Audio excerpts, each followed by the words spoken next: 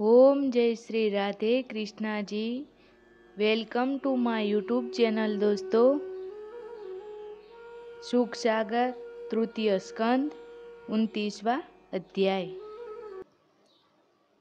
यमदूत द्वारा पापी जीवों को यमराज के पास ले जाने का वर्णन।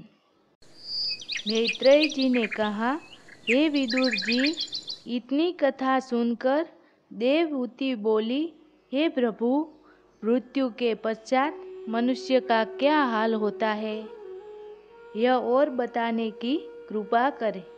श्री कपिल देव जी ने कहा, हे माता, इन सब कष्टों के उपरांत यमराज के दूत उस जीव को यमपाश में बांधकर लोहे के मदगुरु से पीटते हुए यमराजपुरी के स्वामी यमराज के पास ले जाते हैं।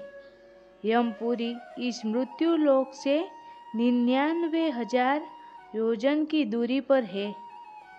मार्ग में जब जीव को भूख प्यास लगती है, तब वह अपने किए हुए पापों का स्मरण कर बहुत पछताता है।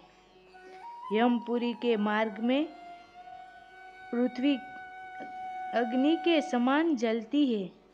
उस पृथ्वी पर नंगे पाँव, नंगे सिर और नंगे शरीर चलने के कारण जब वह व्याकुल और थकित होकर कहीं विश्राम लेना चाहता है अथवा मार्ग में अंधकार होने के कारण कहीं ठिठक जाता है, तो उस समय यम के दूत उसे अपने मदगुरु से खूब मारते हैं और एक क्षण को भी विश्राम नहीं देते हैं।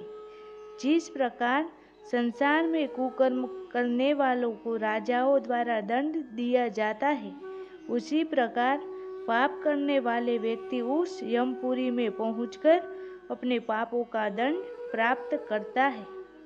श्री नारायण जी की माया से प्रेरित हो वह अपने उस अगुष्ट प्रमाण शरीर को भी अपना मृत्यु लोक का शरीर ही समझता है।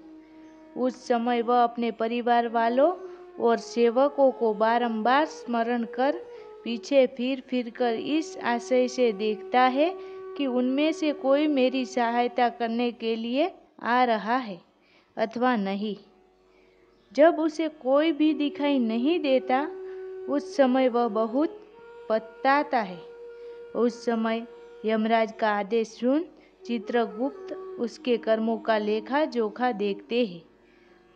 तदंतर जिस प्राणी के लिए जितने समय तक जिस नरक में रखकर दंड देना होता है, उसे उसी नरक में भेज देते हैं।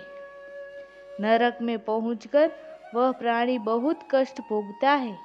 पुनः नरक का समय पूरा होने पर उसे वहां से निकलकर भूत प्रेतादि की अपवित्र योनि में जन्म लेना पड़ता है।